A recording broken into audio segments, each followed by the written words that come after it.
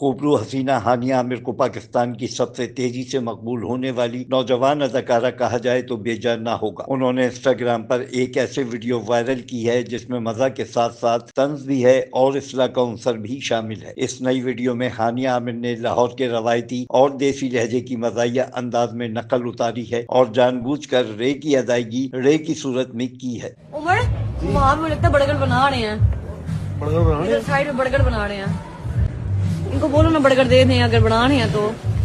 P T V کے سنہری دنوں میں ایک ڈرامہ خواجہ اینڈ سنز نے مقبولیت کے تمام ریکارڈ توڑ دیے تھے۔ اس میں بھی ایک لڑکی رے کا تلفظ ہمیشہ رے میں کیا کرتی تھی۔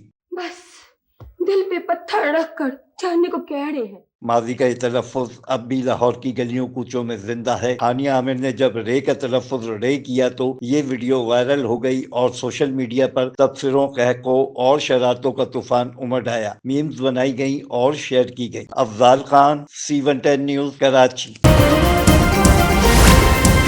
C110 نیوز، خبر کی اصل خبر۔